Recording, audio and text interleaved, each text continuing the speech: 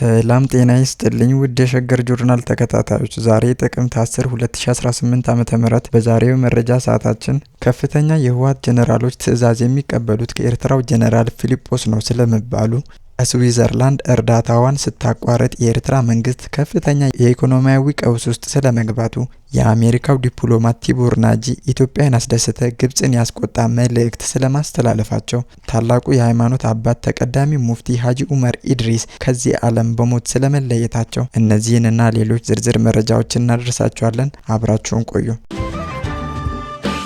የትግራይ ክልል ተቃዋሚ ፓርቲ የሆነው የባይቶና ፓርቲ ሊቀመንበር የሆኑት አቶ ክብሮም በርሄ ከፍተኛ የህወሓት ወታደራዊ መኮንኖች ትዕዛዝ የሚቀበሉት ከኤርትራው ጀነራል ፊሊጶስ መሆኑን አስረግጠው ተናገሩ። አቶ ክብሮም በርሄ ይህንን መረጃ በሰጡት ይፋዊ ቃለ ምልልስ ሲሆን፣ ይህ አሰራር በህወሓት አመራር የራሱን ውሳኔ የመስጠት አቅም ማጣቱን የሚያሳይ ነው ሲሉም ገልጸዋል። ሊቀመንበሩ እንዳሉት በዋናነት ስብሃት ነጋ ባደራጃቸው እና በዘመድ አዝማድ ትስስር በተሰበሰቡ የህወሓት የጦር መኮንኖችና ጀነራሎች የሚተላለፈው ትዕዛዝ ምንጭ ኤርትራ ነው ብለዋል። አቶ ክብሮም በንግግራቸው ውስጥ እነዚህ መኮንኖች ትዕዛዝ የሚቀበሉት በዛላምበሳ አቅጣጫ በኤርትራ ግዛት ውስጥ በሚገኘው ሰንዓፈ ከተማ ውስጥ ነው ብለዋል። ይህ ቦታ በህወሓት በቅርንጫፍ መልክ በተከፈተ መገናኛ ቦታ ላይ የኤርትራ ጀነራል ፊሊጶስ ትዕዛዛትን ለህወሓት ከፍተኛ የጦር አመራሮች እንደሚያስተላልፉ አስረድተዋል። ይህ አደረጃጀት እና የትዕዛዝ ሰንሰለት የትግራይ የጦር አዛዦች ይልቅ የውጭ ኃይል የበላይነትን የሚያመለክት ሲሆን፣ በጦርነቱ ማብቂያ ዙሪያ በተፈረመው የፕሪቶሪያው ስምምነት አተገባበር ላይም ጥያቄን የሚያቀርብ መሆኑን አቶ ክብሮም ጠቁመዋል። አቶ ክብሮም ኤርትራ የፕሪቶሪያውን ስምምነት ባለመቀበሏ ከኢትዮጵያ ብሔራዊ ምርጫ ቦርድ ስሙ ከተሰረዘውና በህግ እውቅና የሌለው ከሆነው ከህወሓት ቡድን ጋራ ጽምዶ ወይንም ጥምረት ስም በጋራ እየተንቀሳቀሱ መሆናቸውን ገልጸዋል። ይህ ጥምረት በግልጽ ባይታወቅም በሁለቱ አካላት መካከል ያለውን መግባባትና የጋራ ግብ መኖር ግንኙነታቸው ከቀላል ትብብር ያለፈ መሆኑን ያመለክታል ብለዋል። ሊቀመንበሩ ከጦርነቱ ማብቂያ በኋላ ለክልሉ ተብሎ የተመደበውን የተሃድሶ ብር ለታለመለት ዓላማ አለመዋሉን ገልጸዋል። ይልቁንም ህወሓት ይህንን ገንዘብ ለጦር መሳሪያ ግዢ እንዳዋለው የሚያሳይ መረጃ እንዳለም ተናግሯል። በተጨማሪም የህወሓት ከፍተኛ አመራርና ኤርትራ የትግራይ ኃይሎች መሪ የሆኑት ጀነራል ታደሰ ወረደን እንደ ሽፋን እንደሚጠቀሙባቸው እንጂ በእውነት እንደማይፈልጓቸው ገልጸዋል። በአቶ ክብሮም አገላለጽ የኤርትራና የህወሓት ዋና ዓላማ ጀነራል ታደሰ ወረደን ከምስሉ እንዲወገዱ በማድረግ ሁለቱ ኃይሎች አንድ ፓርቲ መስርተው የኢትዮጵያን ፌዴራል መንግስት ለመታገል ነው ብለዋል። ይህ ፖለቲካዊና ወታደራዊ እቅድ በትግራይ ክልል ውስጥ የፖለቲካ መረጋጋትን ለመፍጠር የሚደረጉ ጥረቶችን የሚያሰናክል አደገኛ ሂደት መሆኑን አሳስበዋል። የባይቶና ፓርቲ ሊቀመንበር አቶ ክብሮም በርሄ የሰጡት ይህ መግለጫ በህወሓት ከፍተኛ አመራርና የጦር መኮንኖች እንዲሁም በኤርትራ ወታደራዊ ኃይል መካከል ከፍተኛ ደረጃ ያለው የትብብርና የእዝ ሰንሰለት መኖሩን ያሳያል። ይህ ደግሞ በፕሪቶሪያው ስምምነት የተጀመረውን የሰላም ሂደት አሳሳቢ ምዕራፍ ላይ ሊወስደው እንደሚችል የክልሉ ተቃዋሚ ፓርቲ ስጋታቸውን እየገለጹ ነው። የፌዴራል መንግስትና ሌሎችም አግባብነት ያላቸው አካላት ይህንን ሁኔታ እንዴት እንደሚመለከቱትና ምን ምላሽ እንደሚሰጡ በትኩረት የሚጠበቅ ጉዳይ ይሆናል። የኤርትራ መንግስት ከፍተኛ የኢኮኖሚና ዲፕሎማሲያዊ ፈተና ውስጥ ባለበት በአሁኑ ወቅት ስዊዘርላንድ በሁለቱ አገራት መካከል በተፈጠረ የስደተኞች ወደ ኤርትራ የመመለስ ጉዳይ ላይ በተፈጠረ አለመግባባት ሳቢያ ለኤርትራ የምትሰጠውን ወሳኝ የስንዴ እርዳታ ማቋረጧን በይፋ አስታውቃለች። ይህ ውሳኔ የአስመራን መንግስት የገንዘብና የምግብ እጥረት ችግር ይበልጥ አወሳስቦታል። የስዊዘርላንድ የውጭ ጉዳይ ሚኒስቴር ባወጣው ይፋዊ መግለጫ መሰረት እርዳታው እንዲቋረጥ ምክንያት የሆነው በስዊዘርላንድ ግዛት ውስጥ ጥገኝነት ጠይቀው የነበሩ ነገር ግን በወንጀል ድርጊት የተሳተፉ ኤርትራውያን ስደተኞች ወደ ሀገራቸው ለመመለስ ስዊዘርላንድ ላቀረበችው ጥያቄ የአስመራ መንግስት ትብብር አለማድረጉ ነው ተብሏል። የኤርትራው መንግስት ዜጎቼ ናቸው በማለት እነዚህን ተመላሾች ለመቀበል ፈቃደኛ አለመሆኑ የተገለጸ ሲሆን፣ የስዊዘርላንድ ባለስልጣናት ይህንን የኤርትራ አቋም የሉዓላዊነት ዜጋን የመቀበል ግዴታን እንደ መጣስ በመቁጠር እርምጃ ለመውሰድ ተገደዋል። ይህ እርምጃ ለኤርትራ መንግስት የሚላከውን የልማትና የሰብአዊ እርዳታ ለሶስተኛ ጊዜ ማቋረጥ መሆኑ ተገልጿል። ይህ የስንዴ እርዳታ መቋረጥ የተሰማው የኤርትራ መንግስት የሀገሪቱን ውስጣዊና የኢኮኖሚ ችግር የሚያንጸባርቅ እርምጃዎችን መውሰድ በጀመረበት ወቅት ነው። ከአስመራ የሚወጡ ዘገባዎች እንደሚያመለክቱት የኤርትራው መንግስት ሻዕቢያ በቅርቡ ለወታደራዊ አባላቱ የሚሰጠውን የዕለት ዳቦ ሬሽን መጠን በግማሽ መቀነሱን አስታውቋል። ከዚህም ባሻገር በመላው አገሪቱ ህዝብ ነዳጅና እህልን በከፍተኛ ቁጠባ እንዲጠቀሙ ጥብቅ ማሳሰቢያና መመሪያ የተሰጠ ሲሆን ይህንንም አስቸጋሪ ቀውስ ለመቋቋም በሚል ሰበብ የህዝብ ማመላለሻ ባሶች የትራንስፖርት አገልግሎት መስጠት እንዳቆሙ ተዘግቧል። እነዚህ ምልክቶች በኤርትራ ውስጥ የነዳጅና የምግብ እጥረትን ጨምሮ አጠቃላይ የኢኮኖሚ መዋዠቅ መኖሩን በግልጽ የሚያሳዩ ናቸው። በሌላ በኩል የአስመራ መንግስት ከጎረቤት ኢትዮጵያ ጋር በተፈጠረ የዲፕሎማሲያዊና የጂኦፖለቲካዊ ውጥረት ላይ ይገኛል። የኢትዮጵያ ጠቅላይ ሚኒስትር ዶክተር አብይ አህመድ በተደጋጋሚ ቀይ ባህርን የመጠቀም ጥያቄን የህልውና ጉዳይ መሆኑን በመግለጽ ኢትዮጵያ ወደብ አልባ ሆና መቅረት እንደሌለባት በይፋ መግለጻቸው ይታወሳል። የኤርትራ መንግስት ግን የኢትዮጵያን ጥያቄ በብርቱ በመቃወም የባህር በር መውጫውን ሙሉ በሙሉ ዘግቶ በመያዝ በሁለቱ አገራት መካከል ከፍተኛ ፍጥጫ እንዲፈጠር ምክንያት ሆኗል። ይህ ፍጥጫና በአገሪቱ ላይ የተደቀነው ኢኮኖሚያዊ ጫና አንዳንድ የፖለቲካ ተንታኞች እንደሚሉት የኤርትራ መንግስት ከእናት ሀገሩ ኢትዮጵያ የተሰጠውን የሀገርነት እውቅና የማጣት አደጋ እንዳንዣበበበት እንደ ስጋት እየተመለከቱት ነው።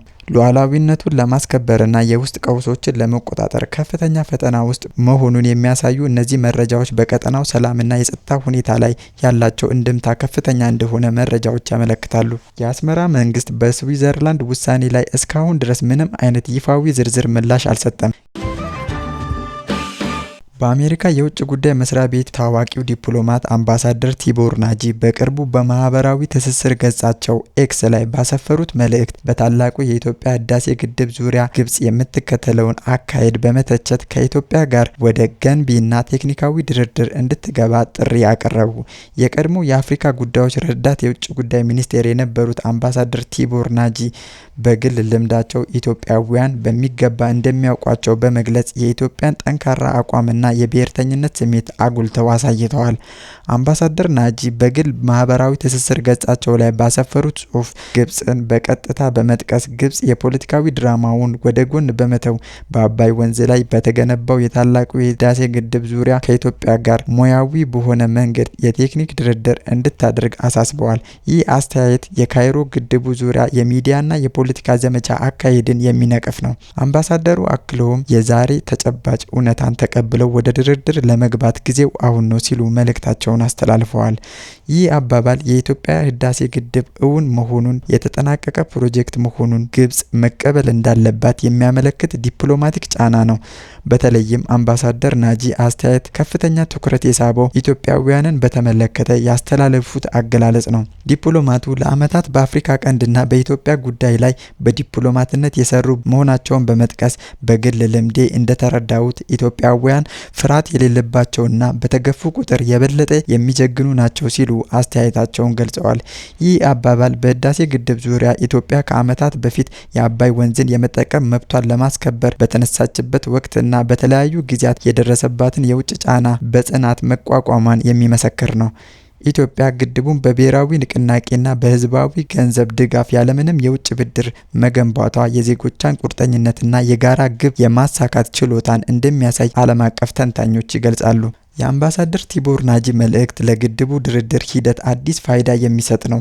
እሳቸው በአፍሪካ ቀንድ ጉዳይ ላይ ሰፊ ልምድ ያላቸው የኢትዮጵያን ታሪክና ባህላዊ አስተሳሰብ ጠንቅቀው የሚያውቁ ዲፕሎማት በመሆናቸው አስተያየታቸው እንደ ቀላል የፖለቲካ ንግግር የሚታይ አይደለም። የቀድሞ ከፍተኛ ዲፕሎማት አሁን በግል የሰጡት ይህ አስተያየት በዋሽንግተን ዲሲ የዲፕሎማቲክ ክበቦች ውስጥ በኢትዮጵያና በግብጽ መካከል ያለውን አለመግባባት አፈታት በተመለከተ ለኢትዮጵያ ደጋፊ የሆነ አዝማሚያ እንዳለ ፍንጭ ይሰጣል። ግብጽ በህዳሴ ግድቡ ሙሌትና አሰራር የውሃ ድርሻዋን ይነካል በሚል በዓለም አቀፍ መድረኮች ፖለቲካዊ ጫና ለመፍጠር ስትሞክር የነበር ሲሆን አምባሳደር ናጂ አሁን ባስተላለፉት መልእክት ይህን አካሄድ በማውገዝ ችግሩ በውሃ በቴክኒክና በጋራ ተጠቃሚነት መርህ ላይ በተመሰረተ ድርድር እንዲፈታ የቀድሞ የዲፕሎማሲ ልምዳቸውን መሰረት በማድረግ ግልጽ መግለጫ ሰጥተዋል። በመሆኑም የቲቦር ናጂ ጥሪ ለካይሮ መንግስት በግድቡ ዙሪያ ያለው ያለውን አቋም ዳግም እንዲመረምርና ጊዜ ያለፈበትን የፖለቲካ ትርክት በመተው የቴክኒክ ባለሙያዎች የሚመሩትን ውጤታማ ውይይት እንዲጀመር ጥብቅ ማሳሰቢያ ተደርጎ ይወሰዳል። የቀድሞ የኢትዮጵያ እስልምና ጉዳዮች ጠቅላይ ምክር ቤት ፕሬዝዳንት ክቡር ዶክተር ተቀዳሚ ሙፍቲ ሀጂ ኡመር ኢድሪስ ባጋጠማቸው ሕመም ምክንያት በሕክምና ሲረዱ ከቆዩ በኋላ ትናንት አመሻሽ ላይ ከዚህ ዓለም በሞት መለየታቸውን የኢትዮጵያ እስልምና ጉዳዮች ጠቅላይ ምክር ቤት በይፋ አስታውቋል። ሀገሪቱ በሙስሊሞች እና በመላው ኢትዮጵያውያን ዘንድ ከፍተኛ አድናቆትና አክብሮት የሚቸራቸውን ለሃይማኖታዊ እኩልነት፣ ለሰላማዊ አብሮ መኖር ዘብ የቆሙ ታላቅ መካሪ አባትን አጥታለች። ክቡር ዶክተር ተቀዳሚ ሙፍቲ ሀጂ ኡመር ኢድሪስ ለበርካታ አስርት ዓመታት በኢትዮጵያውያን ሙስሊም ማህበረሰብ ዘንድ ግንባር ቀደም መሪና የሃይማኖት ብርሃን ሆነው ያገለገሉ ናቸው። በተለይም ታላቁ አባት ለ40 ዓመታት ያህል ፒያሳ በሚገኘው ታሪካዊው የኑር ወይንም ቤኒን መስጊድ ውስጥ እስላማዊ እውቀትንና መርሆችን በተከታታይ በማስተማር በርካታ ትውልዶችን ገንብተዋል።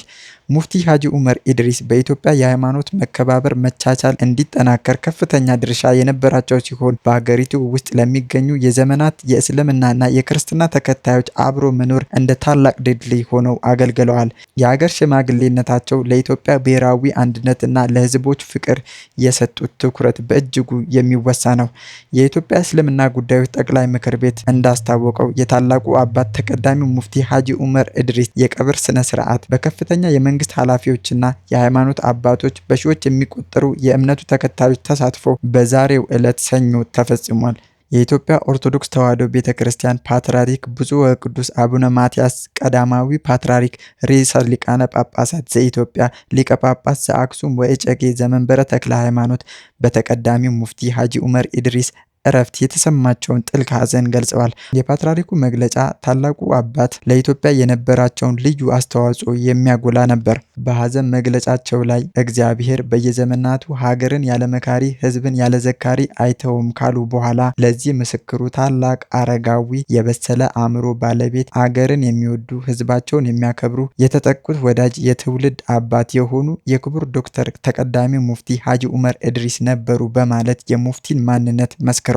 ፓትርያርኩ አያይዘውም ኢትዮጵያ በጣት ከሚቆጠሩ አረጋውያን አፈማር ከሆኑ መካሪዎች መካከል አንዱ የሆኑትን ለመወደድ የታደሉትን የዘመናችን ጌጥ አጣለች በማለት የኪሳራውን ጥልቀት አብራርተዋል። በተጨማሪም ቅዱስነታቸው ይህንን የድካም ዓለም መገላገል ለእርሳቸው እረፍት ቢሆንም ለሀገር ግን ታላቅ ጉዳት ከመሆኑም በላይ እድሜን ከጥበብ ጋር ያዋሃዱ በሁሉ ዘመን አይገኙምና ሀዘናችን ጥልቅ ነው ብለዋል። በስተመጨረሻም ለቤተሰቦቻቸውና ለእስልምና ሃይማኖት ተከታዮች ለመላው የኢትዮጵያ ሕዝብ መጽናናትን ተመኝቷል። የታላቁ አባት ዜና እረፍት እንደተሰማ የኢፌዴሪ መንግስት ከፍተኛ የመንግስት ኃላፊዎች፣ የክልል መስተዳደሮች፣ የሃይማኖት ተቋማትና የፖለቲካ ድርጅቶች የሀዘን መግለጫ እያወጡ ይገኛሉ። የሀገሪቱ ጠቅላይ ሚኒስትርና ፕሬዝዳንት ሙፍቲ ሀጂ ኡመር ኢድሪስ በሀገሪቱ የሰላም ግንባታና የሃይማኖት መከባበር ላይ የነበራቸውን ወሳኝ ሚና በማውሳት ለኢትዮጵያ ሕዝብና ለመላው የእስልምና እምነት ተከታዮች መጽናናትን ተመኝተዋል። ታላቁ አባት ሀጂ ኡመር ኢድሪስ ለረጅም ህይወት ዘመናቸው የሰላምና የእውቀት ብርሃን ሲያበሩ የኖሩ ሲሆን የእረፍታቸው ዜና በሀገሪቱ ውስጥ ጥልቅ የሀዘን ስሜት ፈጥሯል። የሸገር ጆርናል ኤዲቶሪያል ለቤተሰቦቻቸውና ለመላው የእስልምና እምነት ተከታዮች መጽናናትን ይመኛል። ውድ አድማጭ ተመልካቾቻችን ለዛሬ ያሰናዳንላችሁ መረጃዎቻችን እኚህን ይመስሉ ነበረ። አብራችሁን ስለቆያችሁ ከልብ እናመሰግናለን።